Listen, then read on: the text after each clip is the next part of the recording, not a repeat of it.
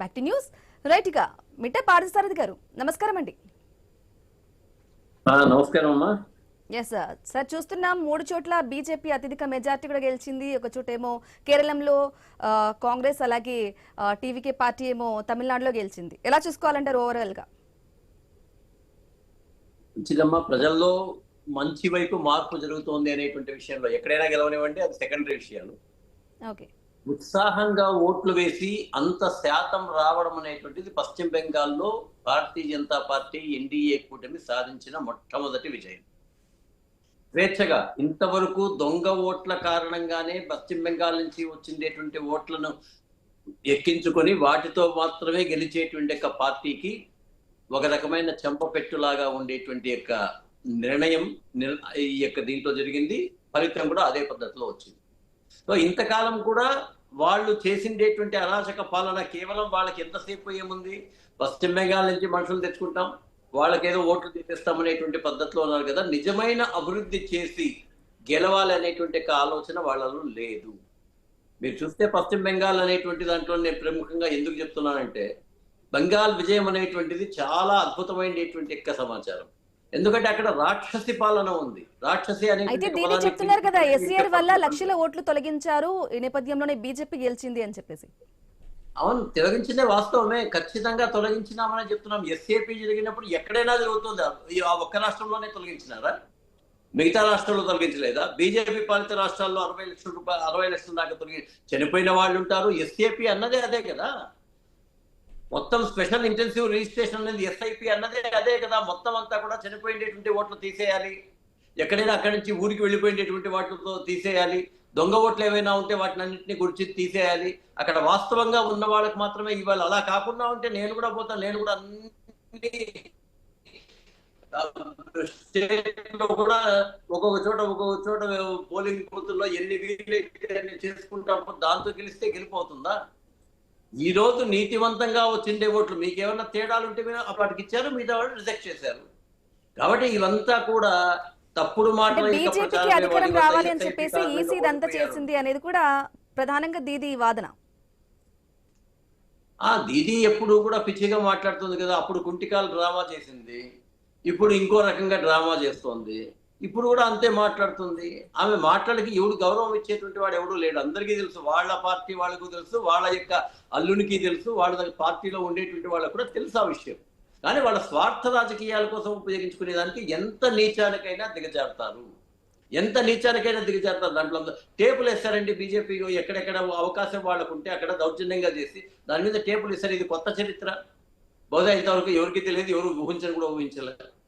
అట్లాంటి నీచమైన పనులు వాళ్ళు చేసినప్పటికీ ప్రజలు దాదాపుగా 92% ఓట్లు వేయడానికి స్వేచ్ఛగా వచ్చారు.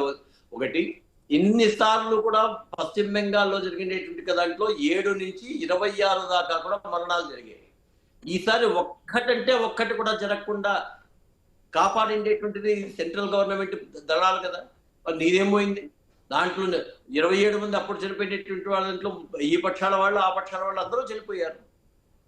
ఈరోజు ఎలాంటి గొడవ లేకుండా ప్రశాంతంగా ఎవరికి పార్టీలు వాళ్ళు ఓట్లేశారు. ఇది స్వచ్ఛమైన ఓటు. ఎక్కడో మాక్సిమం జరిగితే ఒక 0.5% ఏమైనా దొంగ ఓట్లు వచ్చింటాయో, కానీ అన్ని నీతివంతమైన ఓట్లు మాత్రమే ఇప్పుడు. ఎందుకంటే ఉండేటువంటి ఓట్లన్నీ తీసేశారు, దొంగ ఓట్లు మొత్తం అంతా తీసేశారు, చనిపోయిన వాళ్ళ ఓట్లన్నీ కూడా తీసేశారు, ఏదైనా వేరే ఊర్లకు వెళ్ళిపోయి ఓట్లు తీసేశారు. మొత్తం అవన్నీ చేసింది ఇదేమి స్టేట్ ఎలక్షన్ కమిషనే కదా. మీరు ఉన్నారు కదా అక్కడ, మీ యొక్క కమిషన్ ఆధ్వర్యంలోనే కదా జరిగేదంతా. కేంద్ర ప్రభుత్వం ఇచ్చినా కూడా రాష్ట్ర ఎన్నికల అధికారి యొక్క సమక్షం ద్వారానే, రాష్ట్ర ఉద్యోగులతోనే. మరలా అది కూడా ఎవరో కొత్తగా కేంద్రం నుంచి ఉద్యోగాలు ఎవరు రాదు, ఎన్యూమరేటర్స్ కానీ వాళ్ళందరూ కూడా ఆ రాష్ట్రంలో ఉండేటువంటి వాళ్ళే కదా చేసేది. ఇంకా కూడా దాన్ని తప్పు పడితే ఇంతకన్నా నీచము, ఇంతకన్నా ఇంకా దాని దుర్మార్గము, పాపము ఇంకొకటి ఉండదు. బట్ వీళ్ళని కేర్ చేసే వాళ్ళు కూడా ఎవరు లేరు ఇప్పుడు. వీళ్ళు ఎన్ని రకాలు ఉన్నా కూడా కుక్క మురుగుళ్ళు, ఏనుగు హుందాగా వెళ్తుంటే పిచ్చి కుక్కలు, గజ్జి కుక్కలు ఎంత మురిగినా కూడా అది ఎట్లా పట్టించుకోదో భారతీయ జనతా పార్టీ ఎన్డీఏ కూటమి వీళ్ళు ఏమి మాట్లాడినా కూడా ఒక పిచ్చి గజ్జి కుక్కలు మాట్లాడినట్లుగా భావించడం తప్ప అంతకు మించి మేమేమి సమాధానం చెప్పాల్సిన అవసరం కూడా లేదు. మేము ప్రజలకు జవాబుదారీగా ఉంటాం. ఇది ప్రజలు మా మీద ఇంకా ఎక్కువ బాధ్యత పెట్టారు. ఇప్పటిదాకా బెంగాల్ ప్రభుత్వం గత 40 సంవత్సరాలుగా అటు కమ్యూనిస్టు పాలనలో కానీ, ఇటు ఈ యొక్క రాక్షసి దీదీ పాలనలో కానీ ఏమి నష్టపోయిందో ఈ 5 సంవత్సరాలలోనే నేను ఓపెన్ గా చెప్తున్నా, 5 సంవత్సరాలలోనే తర్వాత ఈ రోజు అస్సాంలో ఏ విధంగా వస్తుందో, గుజరాత్ లో ఏ విధంగా వస్తుందో ఆ విధమైనటువంటి మార్పుని చూపించుకొని వచ్చి ఉత్తరప్రదేశ్ లో లాగా ఉంచే డెవలప్మెంట్ కానీ దేశంలో అంతా జరిగే డెవలప్మెంట్ ని చూపించి మేము తర్వాత రాబోయే ఎన్నికల్లో కూడా మరలా మేము ఎలక్షన్స్ కి వెళ్ళేటువంటి పరిస్థితి ఉంటుంది. ఈ రోజు పశ్చిమ బెంగాల్ ఖచ్చితంగా అదృష్టం చేసుకోండి. ఎందుకంటే వాళ్ళ యొక్క పాలనలో అనేక కంపెనీలు వెళ్ళిపోయాయి, ఉద్యోగాలు లేకుండా ఉన్నారు. మేము బెంగళూరులో ఉంటాం, కదిరిలో ఉంటాం, ఇక్కడంతా ఉండేటువంటి చోట్ల ఎక్కడైనా సరే బెంగాల్ నుంచి వచ్చినటువంటి కూలీలే. మా ఇంట్లో పనిచేసేటువంటి వంట వ్యక్తి ఆయన కూడా బెంగాల్ నుంచి వచ్చినటువంటి వ్యక్తి. అసలు అక్కడ ఆయన చెప్తున్నాడు, ఇంతకు ముందు మేము ఎలక్షన్స్ లో ఎప్పుడు ఓటు వేయలేదు సార్, పంచాయతీ పెద్దలు వస్తారు, వాళ్ళ పార్టీ వాళ్ళ యొక్క సెక్రటరీ ఉంటాడు అక్కడ, ఈ మీ ఓట్లన్నీ అయిపోయినాయి చెప్తాడు, మేము ఆడికి పోవాల్సిందే రావాల్సిందే, ఏ రోజు మేము ఓటు వేసిన పాపాన పోలేదు. అట్లాంటిది ఈ రోజు స్వేచ్ఛగా అందరూ, అందుకే ఓటు వేయడం అనేటువంటిది ఒక పండగలాగా 92% రావాలంటే ఎలా వచ్చిందమ్మా? అద్భుతం కదా ఇది. ఆ అద్భుతం ఎట్లా వచ్చిందంటే స్వేచ్ఛగా అన్ని దళాలను అక్కడ తీసుకుని వచ్చి ఎవరికి కూడా అన్యాయం జరగకుండా ఎవరైనా స్వచ్ఛందంగా వేసుకోండి అని చెప్పింటే ప్రజాస్వామ్య పద్ధతిలో భారతీయ జనతా పార్టీ చేసినటువంటి కార్యక్రమాల కారణంగానే ఈ విజయం సాగింది. ప్రజలకందరికీ కూడా ధన్యవాదాలు. అటు యొక్క పశ్చిమ బెంగాల్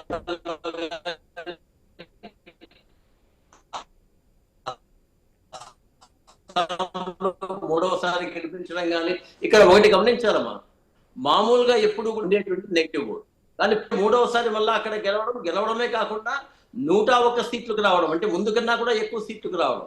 నేను అస్సాంలోకి వెళ్ళాను, మాకు టూర్కి వెళ్ళినప్పుడు అక్కడ ఓపెన్ గా చెప్పారు, ఈ 22 సీట్లు ప్లస్ 2 సీట్లు 24 సీట్లు ఏవైతే గెలిచారో అవన్నీ కూడా ముస్లింస్ ఎక్కువగా ఉండేటువంటి ప్రాంతాలు మాత్రమే. మీరు తర్వాత కూడా మీరు విశ్లేషించుకొని చూసుకోండి. బంగ్లాదేశ్ కు సరిహద్దుల్లో ఉండేటువంటి వాళ్ళు అనేక మంది, ఇంకా ఎందుకంటే దాంట్లో ఇంకా అనేక మంది ఇంకా దొంగ ఓట్లు ఇంకా కూడా చాలా ఉండి ఉంటాయి. వాళ్ళు ఒక రకమైనటువంటి ఉన్మాదంతో, బంగ్లాదేశ్ నుంచి వచ్చిండేటువంటి ఉన్మాదంతో ఈ రోజు కూడా వ్యతిరేకిస్తున్నారు, కానీ ఇంక ఏమీ లేదు. మరి మిగతా వాళ్ళందరూ ఎందుకు ఓట్లేస్తారు ఇక్కడ? మరి వాళ్ళకు కూడా డెవలప్మెంట్ చేస్తున్నాం కదా. డెవలప్మెంట్ కాదు, మతము అనేటువంటి పిచ్చిని తీసుకొని వచ్చి వాళ్ళలో ఒక విద్వేషాన్ని రగల్చారు కాబట్టి లేదు ఆ యొక్క పిచ్చిని కానీ పక్కన పెడితే ఒక్క 0 వస్తుంది అక్కడ అస్సాంలో మిగతా వాళ్ళకు కూడా. అటువంటి మంచి పరిపాలన ఆయన చేస్తున్నాడు. మేము వెళ్ళినప్పుడు ఎక్కడికి చూసినా కూడా గ్రామీణ రోడ్లు బాగా డెవలప్ అవుతున్నాయి, నేషనల్ రోడ్స్ బాగా డెవలప్ అవుతున్నాయి, ఇన్ఫ్రాస్ట్రక్చర్ డెవలప్ అవుతుంది, అనేక రకాల రైతులకు కావాల్సినటువంటి సంక్షేమాలు ఇచ్చారు, స్త్రీమూర్తులకు కావాల్సినటువంటి అనేక సంక్షేమ కార్యక్రమాలు ఇచ్చారు. అస్సాంలో పెట్టుబడులు విపరీతంగా పెరిగాయి. ఆ పెట్టుబడుల నుంచి అస్సాం యొక్క ఆదాయం కూడా పెరిగింది. అది ఒక్కటి చాలు కదా. ఎప్పుడు ఆదాయం పెరుగుతుంది? మంచిగా అక్కడ ఇండస్ట్రీస్ వస్తేనే, మంచిగా అక్కడ ఉండేటువంటి ఇన్ఫ్రాస్ట్రక్చర్ పెడితేనే, మంచిగా అక్కడ ఉద్యోగాలు వస్తేనే, అక్కడి నుంచి యొక్క ప్రొడక్షన్ వచ్చి ఆ ప్రొడక్షన్ దేశ విదేశాలకు వెళ్తేనే పన్ను రూపంలో వస్తుంది. అట్లా పెరిగింది అంటే ఇంకా డెవలప్మెంట్ జరిగినట్లే కదా. కాబట్టి అటు దేశంలో మా యొక్క అస్సాం ప్రాంతంలో కూడా ఈ యొక్క విషయమే జరిగింది. ఇప్పుడు బెంగాల్లో కూడా త్వరలో అదే జరగబోతోంది. ఒక భవిష్యత్తు బంగాల్ జరగబోతోంది, బెంగాల్ అవుతోంది. ఈ రోజు ఎవరైనా ఇండస్ట్రియలిస్టులు కానీ రియల్ ఎస్టేట్ వాళ్ళు కానీ ఖచ్చితంగా బెంగాల్లో ఈ రోజు పెట్టుబడి పెడితే వాళ్ళకి 5 ఏళ్లలో 2-3 ఇంతల నుంచి 4 ఇంతలు కూడా పెరిగే అవకాశం ఉంది అనేటువంటి స్థాయిలో ఈ రోజు డెవలప్మెంట్ జరుగుతుంది అని మేము పూర్తిగా విశ్వసిస్తున్నాము. అయితే పార్థసారథి గారు, కిషన్ రెడ్డి గారు కూడా స్పందించారు. బెంగాల్లో సంచలన విజయం సాధించా, మార్పు కోరుకున్నారు బెంగాల్ ప్రజలు. అయితే టీఎంసీ అరాచకాలతో విసిగిపోయారని చెప్పేసి ఆయన చెప్తున్నారు. మీరేమంటారు? వాస్తవమా, అరాచకాలు అనేటువంటివి మమత అనేటువంటిది ముసుగు వేసుకున్నటువంటి హిందూ. ఆమె ముస్లిం అని చెప్పి చాలా మంది అంటారు, లేదా ఎక్కడైనా ముస్లిం మనోభావం ఉండేది. ఎందుకంటే ఆ ఎలక్షన్స్ లో మనం చూసాం, ఆమె జై హింద్ అని ఒకసారి అంటే జై బంగ్లా జై బంగ్లా జై బంగ్లా అని చెప్పేసి 3 సార్లు అంటుంది. అంటే బంగ్లాదేశ్ నుంచి వచ్చే శరణార్థులు ఎవరికైనా సరే మేము ఇస్తామని చెప్పేసి అంటే, బంగ్లాదేశ్ పాకిస్తాన్ లో ఈ రోజు కూడు గూడు నీడ లేకుండా ఉండేటువంటి వాళ్ళ మొత్తం వచ్చేస్తే బెంగాల్లో నువ్వు ఇచ్చేస్తావా? ఎవరు వాళ్ళ తండ్రి హక్కా, లేకపోతే వాళ్ళ యొక్క అమ్మ హక్కా, లేకపోతే ఆమె హక్కా? శరణార్థులు అనేటువంటి వాళ్ళు ఎవరైనా వస్తే తాత్కాలికంగా వాళ్ళకి మనము మానవత్వంతో వసతి కల్పించాలి, మళ్ళా వాళ్ళని వాపస్ పంపించాలి.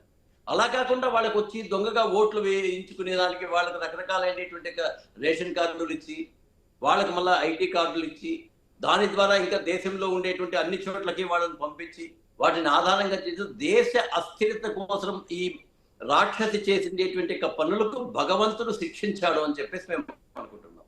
ఇంకా పైన ఈ దౌర్జన్యాలు కాకూడదు. ఇక్కడ కూడా ప్రయత్నం చేశారు వాళ్ళు. ఓకే. వాళ్ళు చేసినటువంటి ప్రయత్నాలకు చాలా చోట్ల ప్రజలే తిప్పికొట్టారు. అనేక చోట్ల పోలీసు బలగాలు కూడా ఈసారి ఎవడైతే దౌర్జన్యం చేయాలని వచ్చాడో వాడు వీడు అనేటువంటిది లేకుండా తుక్కురేగొట్టారు కాబట్టి ఈ రోజు అక్కడ ప్రశాంతంగా జరిగింది. ఓకే పార్థసారథి గారు,